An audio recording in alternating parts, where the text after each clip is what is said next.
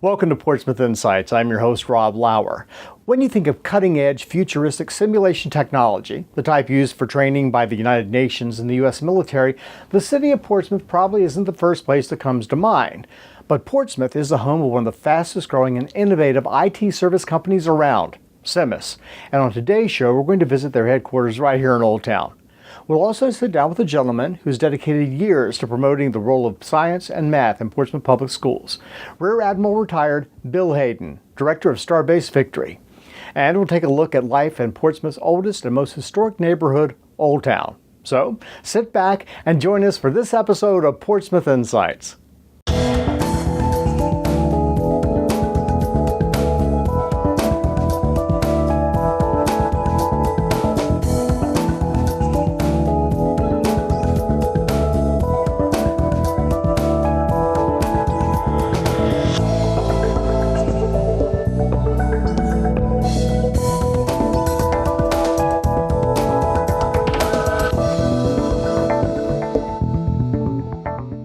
Welcome to Portsmouth Insights. You probably know the building behind me at the corner of High Street and Crawford as the home of Town Bank here in Old Town Portsmouth. Like me, many of you have probably done a lot of your banking there over the years and you're familiar with it. The building is also the headquarters of Simis Inc., an information technology service corporation founded in 2007 by Dr. Johnny Garcia. Now recently we paid a visit to Dr. Garcia, and as familiar as I am with the building, when I walked into the headquarters of Simis on the third floor, I felt as if I had entered a whole new world. Dr. John Garcia is the CEO and founder of Simis, and he has graciously taken time from his schedule to talk to us and tell us a little bit about his company. I have to say, when I walked in here, the vibe in this workspace is unlike any that I've felt in a while. What exactly goes on here at Simis? So a lot of stuff, really cool stuff is going on here at Simis, and I'm excited to talk a little bit about it. So Simis stands for Simulation and Information Security. And it was two very key components to a lot of the customers that I had when I worked at a small company called General Dynamics. And I worked for them for a long time. And my focus for them was security, mostly information security, and then developing models and simulations for large customers, larger than General Dynamics. And a few years back, my boss told me, you should start your own business because you have an entrepreneurial spirit that I think you would be successful in. And 6 years later, here we are. The defense has spent lots of money on technologies like this. And what we've been able to do is take it and apply it to other markets. Okay. And the markets that we want to focus on, obviously, is healthcare, because there's a big need, especially in healthcare and training. So I'll be able to take you around our facility here and show you what we're doing here in Portsmouth. Yeah. And the important part about that is that we're doing it here in Portsmouth, with Portsmouth people, creating jobs here in Portsmouth.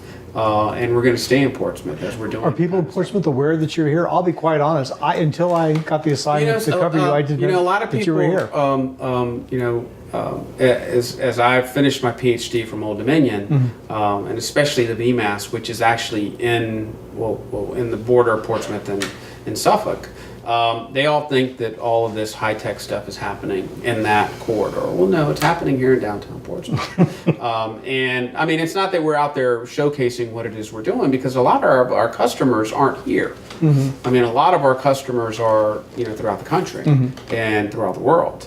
As we are going to show you with some of the NATO stuff that we're doing for countries like Italy. And for Belgium and for Canada and other countries, because they see the technology and how it relates to what it is that they're doing. It's just exciting. I love being in downtown Portsmouth. And the reason why I like to be downtown Portsmouth, I mean, you got the restaurants, you have access to really great places, really great people. One of the things that I pride myself on is supporting the community, especially here in Portsmouth. And one of the things that we do quite a bit of is internships. Today you're going to meet some of our interns. Well, I've noticed a very young it's group a pretty of people young here. Workforce that we have here, but we have older older generation managers that are managing these young men and women. And so we pride ourselves on how we attain these young men and women. And it's through our internship programs that we have. And a lot of our current employees were interns of ours. And our growth has been astronomical. So how many years have you been in existence now? So we've been in business just a little over 6 years. And just in the last year, our growth is probably 400%. Wow. And that's impressive. It is, and as a business owner, that's great, but you also have to be able to manage it. We've teamed up with Old Dominion, we've teamed up with Eastern Virginia Medical School. We're working with companies like Centera, Laerdal, Bon Secours, as it relates to healthcare. We work with other large companies like General Dynamics, Lockheed Martin, Northrop Grumman, Boeing. Our partners right down the street are Alliant, and they're right here in Portsmouth that we work with. So we have great relationships with these, and they come to us when they need certain expertise. Wow. And the expertise they come for us is the M&S and the security stuff. So we have a really good niche. Everybody else is downsizing, and we're growing. That's fantastic. And I think it's because we've identified the right niche as it relates to healthcare and training, as well as it relates to cybersecurity, because there is high tech going on in Portsmouth. And I think that's a focus for what we want to showcase today. All right, let's go take a look. All right, super. Games lab that we have here, so if you stand right here. This is a game lab. It's a game lab. So, and I call it serious games because we're using gaming applications for serious world applications. And the application that we're going to show you today is inside NATO. And so we're developing a game for NATO where every single person that checks into NATO has to use our game. And they don't call it a game, they call it an application.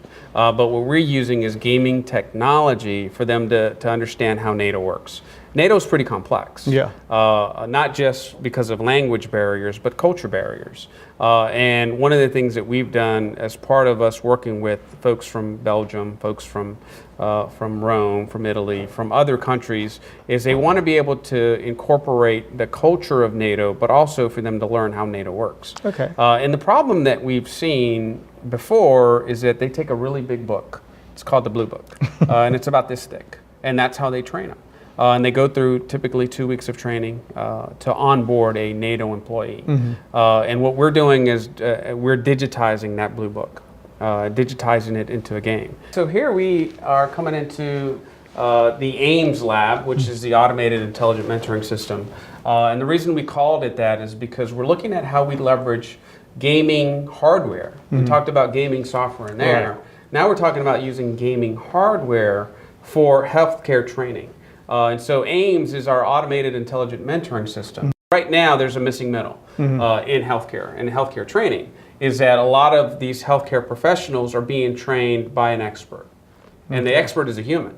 So what we've developed with the commercial gaming hardware and put some software on top of it is we're not totally replacing the mentor. The camera system is now the mentor. And so now, every time somebody goes and does training, and most of the time they use mannequins. And so when they're doing this training in a mannequin, with a mannequin in an environment, typically their professor or their instructor or mentor isn't there. And so what we've seen and studies have shown that they're not doing perfect practice. Only because they don't have a mentor in the room. So as part of the work that we're doing with AIMS, we're working with our partners at EVMS, Eastern Virginia Medical School. We're also working with other partners like Centera, Laerdal, Duke, because they want to be able to leverage this kind of technology so there is a mentor in the room all the time. But it isn't a person. It's a camera system. And so the camera system is now circumventing that to get perfect practice every single time. My name is Andreas Tolk. I'm the chief scientist of CIMIS, bringing in a lot of international recognized experts to collaborate with us, working here on robotics. So this is a robot? It's can be talked about as a robot. It's actually it's a River Scout, which is a boat which is radio controlled by some Navy personnel. This is actually used when Navy operators want to see what's going on in the river without having to endanger their officers or their scouts to go there in person. So what you see here is the boat itself, and it has a camera on top.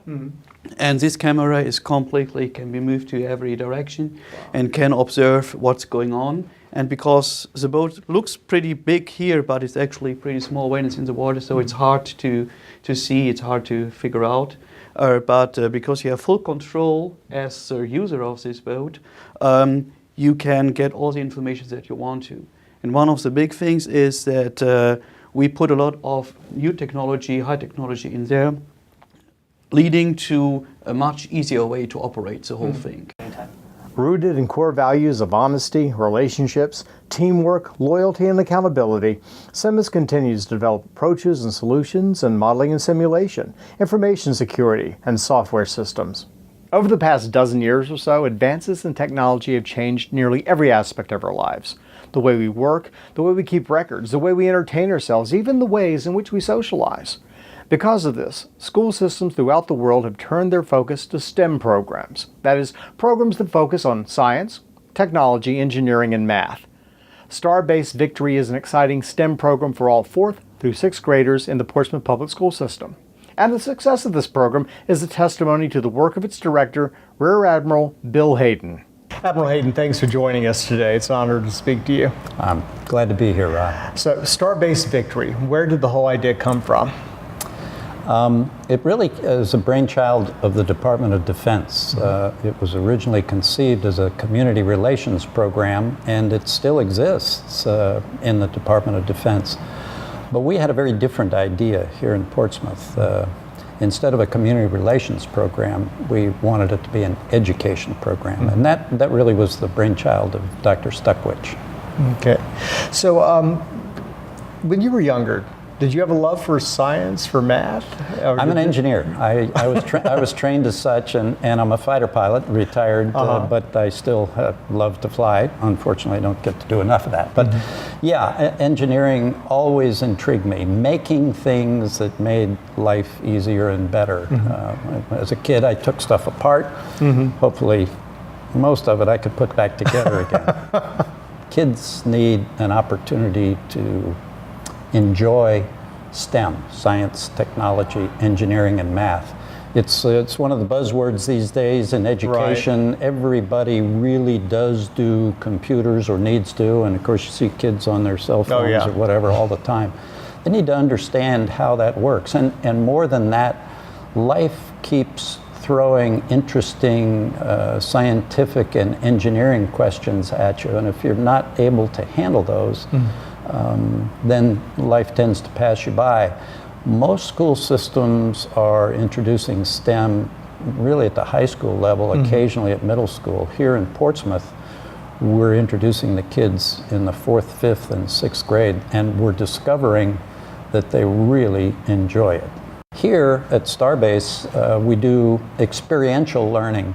We don't do drills and grills. We don't do equations. We don't even do tests, although we do have an in and an out test to see how we're doing in teaching. What we do is show the kids a problem and see if they can figure it out, build stuff, work with things, teamwork. It's really what the world is all about. Yeah. So during the school year, does every 3rd, 4th, 5th grader in Portsmouth get to participate in this? Every 4th, 5th, and 6th grade, 4th, 5th, and 6th grade child will come here during the course of the school year. Okay, so these from the various schools, each school then sends their kids here for how long during the school year? Nominally 4 days. 4 days. It's a 4-day program. Okay, and what is the reaction then when the kids leave here? How do you see some excitement in their eyes? It's not universal. I didn't just fall off a turnip truck. We don't capture the imagination of every child, but by and large, pick a number, 2/3, 75% of the kids get it. They enjoy Starbase. They look forward to coming here each day that they know they're scheduled to. And the various programs have graduation exercises and projects, and kids always look forward to those. In particular, the 6th grade program, we call it Aerobase. The students build and launch a chemical rocket out back, goes 600-700 feet up in the air, and that's an exciting day. And during the course of their studies here in the 4th grade, they see that happening, so they begin to anticipate in 6th grade, I'll building get their to do rocket. this. I'm going to get to do my rocket. That's great. I'm sure it gives the kids really a feeling of accomplishment too. They do. Most of the children still have their rockets. I mean, we've launched probably 1,000 a year for 10 years. We've launched 10,000 rockets in and around Portsmouth. A good percentage of them are stuck in the trees. That's unfortunate. When the wind blows, the rockets tend to end up in the trees. So, there's a lot of talk in education in Virginia because of SOLs about teaching to the test. And what is the value of a program like Star-Based Victory if it's not teaching to the SOL test? That's a very good question, and it's one of the potential stumbling blocks for any school system that wants to do something like this. We're taking the kids out of school. Yeah. We're taking them away from their teacher. But what we are, so that piece of it, the teaching to the test piece of it, gets lost. But what we are doing is teaching them critical thinking. We're teaching them teamwork exercises, and it isn't just math and science here. They have to fill out mission logs at the end of the day to tell whoever's interested in that mission log what they did, what they discovered, what they learned. It's a very different way of teaching, and it's a very different way of impressing the children, a different way to think through a problem. And it's been very, very effective.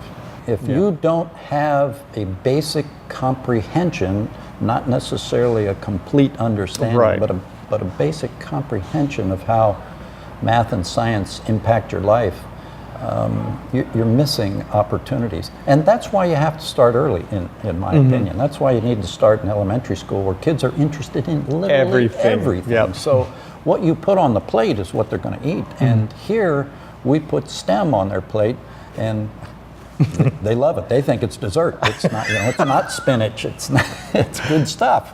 That's great. We were talking earlier, you were saying that the list of priorities that the community should have, that basically the education of children should be at the top. Yeah, I'm really responsible for raising money for the program. This is a public-private venture, and we outfit the children and everything. And when I talk to a potential donor, I generally ask them, what are your interests in the community? I get just about everyone to realize that if you don't invest in the future, and that's our children, if you don't give them the tools to solve all the problems that you and I have created in our generation, they're going to be lost. So they need some STEM background. They need to understand how teamwork works. They need to be able to use a computer. And if they do those things, their life is going to be much more enhanced than otherwise. Okay. So tell me, what do you think of the staff that you have here at Star-Based Victory? It's marvelous, Rob. It really is a wonderful group. There are 8 instructors here who are all coordinated by our staff coordinator, our coordinator of Starbase, Rich Neve. They've all got master's degrees. One actually has a PhD. Wow. And they love to teach. They're particularly good at it, been doing it for several years. And they not only teach here, but they often go back out into the school system to give what I call booster shots of STEM to the children, so they don't forget that they don't forget Starbase, and they don't forget that math and science are important in their lives. Well, thank you for all the work that you're doing. This is a fantastic program. I'm sure that you get a lot of positive feedback. I'm prejudiced, yes. I'm an engineer, and it really is a wonderful program. It's doing its job, which is introducing kids to the fun of math and science. Well, thanks for talking to us about it. My pleasure. Today. Good to meet you, Rob. Good to meet you. As you know, if you watched our show over the past few years, Portsmouth is home to some great neighborhoods, and Old Town is unique among them, and among all other neighborhoods in Hampton Roads. It's a beautiful urban neighborhood that's over 200 years old and offers residents an atmosphere and a way of life unlike that of any other historic neighborhood in southeastern Virginia. I'm Terry Danaher, and I have lived in Old Town now with my family for about 10 years. My name is Paul Danaher. I'm better known as Terry's husband, locally, of course. I arrived in Old Town with 2 cats and 1 daughter and a large moving van on the 23rd of April 2003, which date is embossed in my heart. Hi, my name's Alan Gollihue, and I've lived in Old Town since 1970. Well, Old Town obviously has been around a long, long time. It was the original part of Portsmouth from years on end. And Old Town has houses that date back into the late 1700s, and then some that are, new from 10, 15, 20 years ago, but are still either not right in the historic limits, but just on the boundaries. It's a mixture of houses, so that makes it kind of fun. One on a corner can be brick and from the 1830s, and then you'll find one that may have shingles on it from the 1870s, and then the block I live in, for example, has 4 in a row that were built by 4 brothers all in the late 1890s. Wow.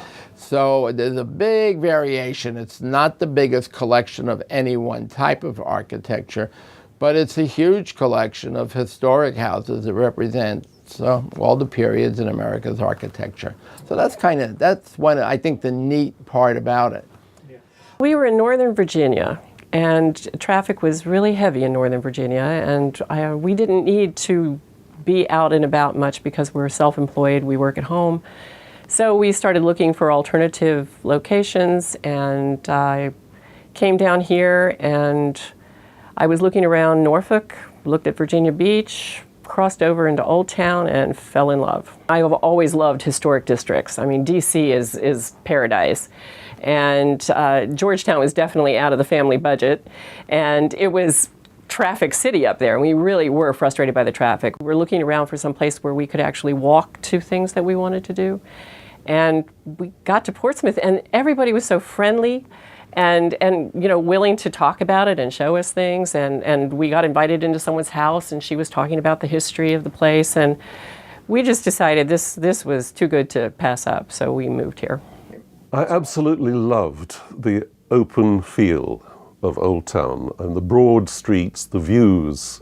I love the trees. The flowers were already starting to come into focus. We had about 1/3 of an acre up in Northern Virginia, and we were out in the suburbs. And just not having to cut lawn is such an advantage, I can't believe it. So I pot garden. I mean, I don't grow pot. I put things in pots. And we have our back area was already bricked in, and we have just a little bit of soil out there that things can grow, and I wait to see what comes up. And if it doesn't look too bad, that's what I'm growing. And I like that. Also, just the walkability. We have sidewalks, we have traffic, but not a lot, so that you can actually cross the street without getting hit. You don't have to get in your car for everything. I grew up in London. I lived in various parts of London, and you always have a sense of community. The only place you really lose that, I think, is in the suburbs, where people are separated and they go away to school and they go away to work and they go away to shop. So you don't run into each other, or you have to organize events where you do meet. Here, I can never get along High Street in less than an hour. And you just see, you see somebody and you stop to talk and find out, how's so-and-so doing? And, oh, really? And here we also have the ferry system, so we can go over to Norfolk if we're so inclined. And in fact, that was a really big draw for us because our kids were just hitting college age. They went from 13 to 17, and the art center was here. And our oldest daughter is very artistic, and she started college at TCC right there at the art center, and it was great. She loved the visual art center. It was a perfect start for her. And then the others ultimately went off to the Norfolk campus because the Portsmouth campus was out in the back and beyond at that time. So they could just get on the ferry and go to school, and it was terrific. So that was a big draw. It really is easy to get around. I mean, the Midtown Tunnel is a hop, skip, and a jump. The downtown tunnel is much shorter than that. There's 2 ferry landings that we can capitalize on. You can walk to the movies. You can walk to a whole gaggle of restaurants down on High Street and Court Street, the other side streets. So It's nice for walking. You can walk to the bank, you can walk to the pharmacy. There are days we don't get in the car at all. And I love that because we do our shopping at the market. We go to the grocery store just to pick up milk and things like that we don't even do that now because that's delivered from a market vendor. So we don't even have to do that. We basically can do almost all of our shopping at the market, and that's in walking distance. So we rarely get in the car. It's great. It's really become a neighborhood like you would think of in Brooklyn or something in the 20s when there was a huge group of immigrants, and one part of that borough in New York might be the whole Italian neighborhood, and then there's the whole German neighborhood. Ours, we don't have that many different types of people, but as a cacophony of all of them, it's become one really tight neighborhood. It's one of the hardest working neighborhoods I ever lived in. There are a lot of very hardworking, committed people who have made the neighborhood a really special place. We have all these pocket parks that were these empty lots that are now beautiful garden spots in the city that basically are kept up by our beautification committee, and they every once in a while make the rest of us feel guilty, and we go out and dig up some weeds or plant some bulbs or whatever. Our beautification committee is probably one of the hardest working groups in the city, and they work with Parks and Recreation all the time. We plant trees, we plant bulbs, plant bushes and flowers, we landscape. We had a fountain built. We have a children's park that we actually bought the equipment in the park and paid to have it put in with the city's approval. So our next project is, we're hoping, a dog park, and we're really working on that hard, and we think that ultimately that will happen too. Okay. They've done just wonderful things with the Civic League and our beautification people. Just at the moment, we have about an 80-foot magnolia tree on the other side of the road, and it's a Magnolia grandiflora, and so you have these huge creamy calyces, these chalices of flower. And there are gardenias, and we have a Confederate jasmine, which is making a bid to take over the house completely. At the moment, it's just got the front porch, but it's making a bid for the next floor. And at this time of year, it's just a heaven of fragrance. It's beautiful. I've had people say, gee, I'd like to move here when I retire. And also, wow, this is the friendliest place I have ever been, because you cannot walk 5 minutes down the street in downtown Old Town, without running into somebody you know and care about. And we joke about it. We joke, you always have to give yourself at least 5 extra minutes so that you can make that stop and talk to that person or two people or whatever. And you can start out, and if you're running late, it's really hard to get to where you're supposed to be. But it's fun. It's a great place to live. That's our show for today. As is our custom here, we asked our guests what they would like you to know about Portsmouth. Let's hear what they had to say. I think one of the things which amuses and irritates me about Portsmouth is a very familiar sense of coming from the outside. You have a special sense which somebody who's lived there all their life loses. I look at it and I think this is the most beautiful, open, glorious little city. And other people look at it and say, oh, well, that's not there anymore. And yes, that is, isn't it? There is a feeling sometimes that it's too good for Portsmouth, with the pressure from Virginia Beach and Norfolk, and Portsmouth. So occasionally I get a sense of an inferiority complex, which is quite unmerited. It's a jewel, it really is. I would just say it's one of the most walkable cities in the world, and I lived abroad for years, so I know what I'm talking about. I would say the thing that most Portsmouthians do not realize is that your school system has the best STEM program, certainly in the area, because I speak the area, probably in Virginia, because we've received awards from the Virginia Math and Science Coalition, and I wouldn't be at all surprised if this isn't the best STEM program in the entire country. Well, there you have it. But don't take their word for it. Come to Portsmouth. See what all the talk is about. I'm Rob Lauer. Join me next time for another episode of Portsmouth Insights.